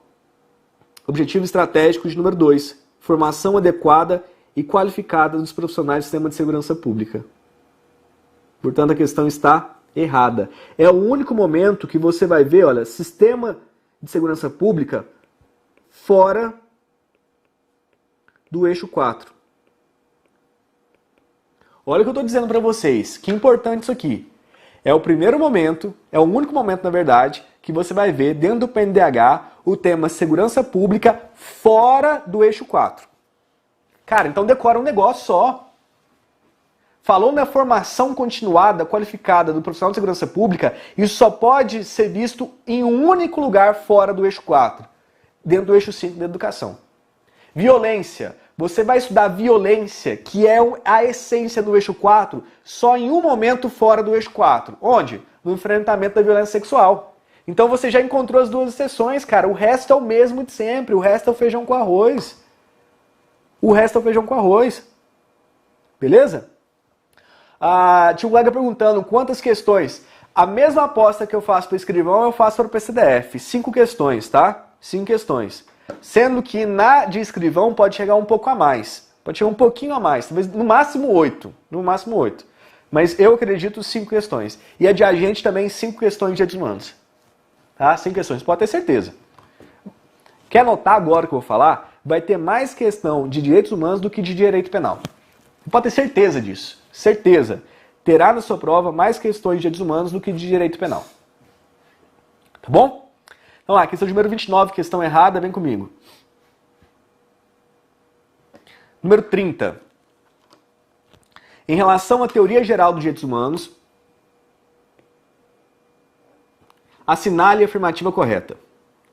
Entre as características dos direitos humanos está o caráter absoluto, que os coloca acima de todos os demais. E aí? Letra A. Entre as características dos direitos humanos está o seu caráter absoluto, que os coloca acima de todos os demais. Letra A. Errada. Tá? Aqui, olha, a característica é a relatividade. Nós não afirmamos que existem direitos humanos absolutos. Essa é a regra. Lá na nossa aula, né, eu falo sobre algumas exceções que devem ser utilizadas na minha matéria de direitos humanos. Mas a regra é o quê? Não existe direitos humanos absoluto. O vigor é a relatividade, tá? A relatividade de direitos humanos. Perfeito? Portanto, a letra A. Vem comigo, por favor. Nem acredite, tá? Que penal vai ser mais. É só você pegar a prova da PRF, tá? Pega as últimas provas de carreiras policiais, você vai dar uma olhada. Vai dar uma olhada. Tá? Não vem. Tem que dividir penal com processo penal, ainda tem legislação no meio. Pega os últimos 3 anos de concurso público, diminuiu mais. Ainda mais na prova de agente, que a gente tem matéria de estatística, contabilidade, tem que dividir entre todas as matérias. E infelizmente, gente, eu falo infelizmente mesmo, porque eu trabalho a parte criminal, eu sou professor de processo penal. Cada vez mais as provas de carreiras policiais têm deixado o direito de lado. Eu não sei se vocês conseguem perceber isso, mas o protagonismo do direito ele tem ficado de lado. Então essa informação é importantíssima para traçar a sua estratégia de estudo, entendeu? Às vezes você pega uma matéria lá de direito e cara, e vai aprofundando, enquanto ele está pedindo apenas noções. Pô, eu acho, pra mim é ruim, cara. São as matérias que eu dou aula, as matérias que eu gosto também de estudar mais. Né? A gente tem que entender isso, tem que aceitar isso, tá bom? Então, vem comigo, por favor. A letra A tá errada, a letra B. A expressão direitos humanos, dado o caráter nacional da positivação jurídica, não necessita de regulamentação internacional. Galera, é errado. Essa nomenclatura de direitos humanos, ela tem um caráter internacional, tá? Positivação internacional e não nacional. Letra C. Entre as características dos direitos humanos está a historicidade e a imprescritibilidade. Perfeito. Eles são características dos direitos humanos a historicidade, né? O contexto histórico reflete nas normas de direitos humanos e eles são imprescritíveis. Em regra, não existe um prazo para você usufruir, para você gozar de um direito humano. Ele é imprescritível. Portanto, a letra C é o nosso gabarito. Letra D. A expressão direitos humanos diz respeito ao direito positivado por cada Estado soberano e por essa razão se afasta das concepções moralistas. Não, galera, positivado por cada Estado soberano, a gente utiliza o termo direitos fundamentais. Direitos fundamentais. E não dá para falar também em afastamento das concepções moralistas, né? Porque a doutrina moderna entende que para a fundamentação de direitos humanos há uma mescla, né, das concepções moralistas, justnaturalista e principalmente positivista, né, pós-positivista. Então, é você reaproximar, né, o direito positivado com a moral. Letra D, errada. E letra E, doutrinariamente, não tem como distinguir as expressões direitos fundamentais e direitos humanos, dada a vocação universalista da proteção da pessoa humana. Errado. Tem como distinguir sim, e a doutrina faz isso. Direitos fundamentais, plano de positivação interno. Direitos humanos, plano de positivação internacional. Perfeito? Portanto, a 30, gabarito, letra C. Próxima questão. Questão número 31. Considere as assertivas a seguir. O direito interno brasileiro determina qual o órgão competente para autorizar a vinculação a um tratado no Brasil. Lembra que no começo da aula, quando a gente estava falando sobre esse tema, eu falei lá do Congresso Nacional, e quando está escrito resolver definitivamente, a leitura mais apropriada seria autorizar a vinculação? Compete exclusivamente ao Congresso Nacional resolver em definitivo? A leitura, a interpretação que deve ser feita desse artigo 49 é isso, é no intuito de autorizar a vinculação. Aí a questão quer saber se o nosso direito interno determina qual é esse órgão competente. Ele determina sim. Nosso direito interno determina lá no artigo 49, inciso 1º da CF, e ele afirma que é o Congresso Nacional. Portanto, a assertiva número 1 está correta. Assertiva 2. Segundo o direito brasileiro, compete exclusivamente ao Congresso Nacional resolver definitivamente sobre tratados, acordos ou atos internacionais que acarretem encargos ou compromisso gravoso ao patrimônio nacional. É a letra do artigo 49, inciso 1º, que a gente acabou de citar na assertiva 1. 3. Segundo o direito brasileiro, compete privativamente ao presidente da República celebrar tratados, convenções e atos internacionais sujeitos a referendo do Congresso Nacional. Perfeito? Isso aqui é o nosso artigo 84, lá no inciso 8º da CF. E 4.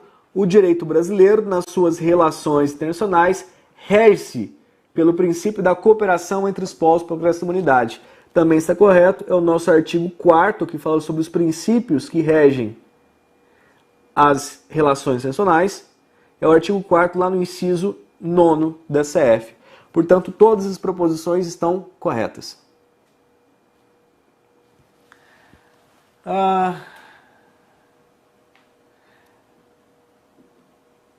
Tá, letra 31, letra D.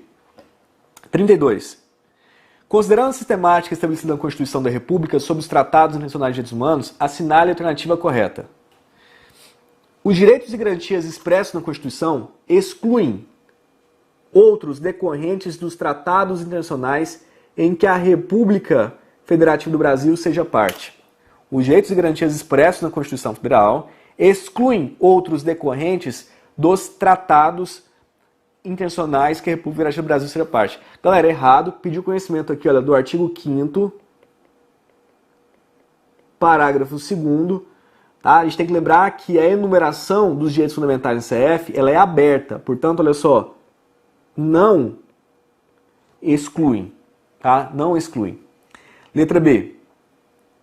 Os tratados e convenções internacionais sobre direitos humanos que forem aprovados em cada casa do Congresso Nacional em 2 turnos por qualquer quórum dos votos dos respectivos membros serão equivalentes à emenda. Cara, não é qualquer quórum. Eu preciso do quórum de 3/5. Portanto, letra B, errada. Letra C. As normas definidoras dos direitos e garantias fundamentais têm aplicação imediata. Perfeito. É o nosso artigo 5º, parágrafo 1º da CF. Tá? As normas de direitos e garantias fundamentais possuem aplicação imediata. Letra C, portanto, é o nosso gabarito.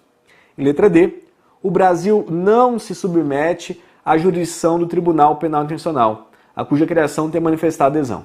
Errado. Submete sim ao parágrafo 4º, é o artigo 5º, parágrafo 4º. Beleza? Então, tá aí. 32, gabarito letra C. Vem comigo, por favor. Um cuidado que vocês devem ter em relação, né, a esse artigo 5º, parágrafo 1º. É a literalidade é o que é mais cobrado em prova. Quando a gente fala na aplicação imediata das normas de direitos de garantia de direitos fundamentais, previsão CF, vão ter aplicação imediata, está muito mais ligado a um princípio, né, um princípio de otimização de direitos humanos. Porque a gente sabe que alguns direitos fundamentais, mas em caráter excepcional, pelo amor de Deus, tá? Eles terão aplicação imediata, porque vão precisar de uma norma posterior para regulamentá-los. Cara, mas isso é exceção, tá? Isso é exceção. Então toma cuidado. A Val pergunta, professor, qual a diferença entre aplicação e aplicabilidade? Nesse contexto aqui nenhum, tá, Val? Nesse contexto aqui, a aplicação imediata ou aplicabilidade imediata não vai ter diferença nenhuma. A minha ressalva com vocês em relação a essa letra C é o seguinte. Não, seria não, tá? Se tivesse aplicabilidade imediata, também estaria correto da mesma forma, tá? Estaria correto. A minha ressalva em relação a essa letra C é você tomar cuidado. Quando você está em um estudo aprofundado de direito constitucional e direitos humanos, a gente acaba citando para vocês que alguns direitos fundamentais precisam de ser regulamentados, portanto a aplicação vai ser imediata. Né? Eu preciso de uma norma para regulamentar aquele direito. Mas você só vai caminhar para esse caminho se a questão te convidar. Se ela trouxer o estudo de exceção. Se não for, fica na letra da lei. Isso aqui é previsão legal, artigo 5º, parágrafo 1º. Tá bom? Então, 32, gabarito, letra C. 33, prova da PRF. Cara, essa prova da PRF é muito interessante que vocês utilizem ela como um simulado, tá? Óbvio, você vai tirar a parte de legislação, vai tirar a parte de CTB, entendeu? Vai tirar toda a parte de CTB, porém, tá? É uma boa prova para seguir como um simulado. Olha lá, a respeito do tratamento constitucional dos tratados internacionais de direitos humanos, julgue o item que se segue. Legal. A hierarquia constitucional dos tratados internacionais de direitos humanos depende de sua aprovação por 3/5 dos membros de cada casa congressional. Questão correta, tá? A hierarquia constitucional depende sim, né, dessa aprovação por 3/5. 33, correta. 34. Conforme a maneira como são internalizados, os tratados internacionais sobre direitos humanos podem receber status normativo hierárquico constitucional ou legal. Errado a questão. Porque se for de direitos humanos, nós temos duas possibilidades. Possibilidade constitucional está correto, mas não há possibilidade legal. Nós falamos em supra-legal, tá? Status normativo hierárquico supra-legal e não legal. Portanto, 34, errada. 35. Julgue os itens a seguir a respeito do tema Direitos Humanos na Constituição Federal. 35. Os tratados internacionais devidamente incorporados ao direito brasileiro submetem-se ao controle abstrato de constitucionalidade, por força da natureza jurídica de suas normas. Perfeito. Submetem sim, porque não são normas constitucionais originárias, elas são derivadas, tá? São derivadas, por isso que vão submeter. Além do mais, existe a possibilidade de um tratado de direitos humanos ser incorporado como norma supralegal. Se ele é incorporado como norma supralegal, ele submete à hierarquia constitucional. Portanto, 35 correta. 36. As convenções internacionais sobre direitos humanos que forem aprovadas por maioria simples em cada casa do Congresso Nacional brasileiro adquirem vigência normativa equivalente à emenda constitucional. As convenções internacionais sobre direitos humanos que forem aprovadas por maioria simples em cada casa do Congresso Nacional adquirem vigência normativa equivalente à emenda constitucional. Olha só, a questão fala maioria simples, tá? Se ela for maioria simples, essa aprovação ordinária não vai dar o caráter de emenda constitucional. Ela vai ter aqui, olha, caráter de norma supralegal. 36, portanto, errada. A 37. Tá, deixa eu só parar um pouquinho. Galera, a Isabela e a Val tá perfeito, tá? Agora eu entendi o contexto da sua pergunta em relação à aplicação e aplicabilidade. É porque, realmente, lá em Constitucional, vocês acabam aprofundando nesse tema, porque é muito necessário em Constitucional. Na minha matéria, é necessário que você veja isso como um princípio, tá? Um princípio de otimização. Lá dentro de direito constitucional, nem sei se isso está sendo trabalhado com vocês, né? Porque o edital de vocês é bem conciso em constitucional, né? Mas basicamente é artigo 5º, direitos fundamentais, como um todo, e artigo 144. Quando se estuda a eficácia das normas constitucionais, você vai falar na eficácia, né, contida, você vai da eficácia plena das normas constitucionais, é que a gente fala em aplicabilidade imediata e imediata. Mas eu insisto sempre com vocês, porque é uma dúvida que chega com frequência para mim nos fóruns de dúvidas, acerca dessa possibilidade de aplicação imediata. Em direitos humanos, leve isso como um princípio norteador. Então, na matéria de direitos humanos, ele não vai além. Por isso que eu insisto com vocês sempre a levar a literalidade do artigo 5º para o 1º, tá bom? Eu imaginei, Isabela, porque o edital, né, tá pequenininho, né? O edital tá pequenininho, tá bom? Então, vamos terminar essas questõezinhas aqui. Questão de número 37. As normas de um tratado internacional sobre direitos humanos, devidamente incorporado no direito brasileiro, poderão integrar o elenco das denominadas cláusulas pétreas constitucionais.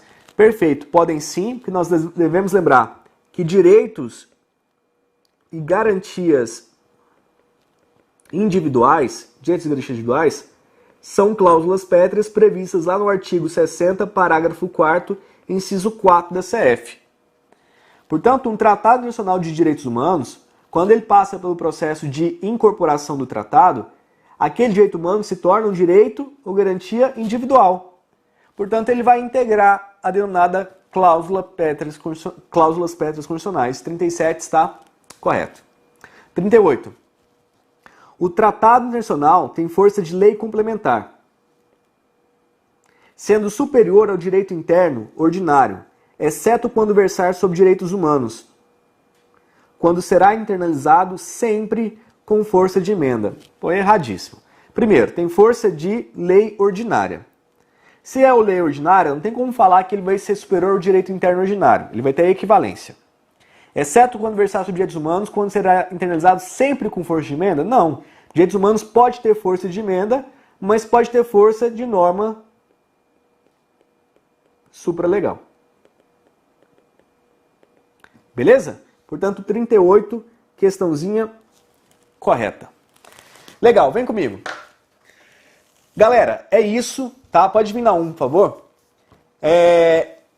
Para a gente não passar do nosso tempo aqui previsto, eu vou encerrar aqui nossa bateria de questões e, principalmente, essas 30 primeiras questões que nós trabalhamos aqui, elas são essenciais, né, para a sua prova. São questões elaboradas pela equipe de professores aqui do GRAN, né? Questões exclusivas de direitos humanos, onde, de fato, a gente acaba elevando o nível das questões, né? Porque a gente tem uma meta aqui, né? A gente tem um lema muito, muito importante, que é tipo treino difícil, jogo fácil. Quando a gente eleva o nível das questões, né, nos simulados, aqui nas baterias de questões, lá dentro da plataforma, no Gran Questões, é justamente você fazendo questões difíceis. E às vezes errando aquela questão, você vai buscar, você vai correr atrás do conhecimento.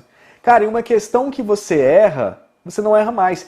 Eu costumo dizer o seguinte para meus alunos, cara, os alunos que eu tenho contato um pouco mais direto, eu falo que quando você está fazendo uma questão, é um momento tão importante, é um momento tão íntimo seu, que às vezes errar uma questão, quando você está estudando, é mais importante do que você acertar. Porque uma questão errada, ela mexe muito mais com o seu sentimento, com a sua cabeça, do que uma questão que você acertou. Uma questão que você acertou, você passa por ela e vai deixando, sabe?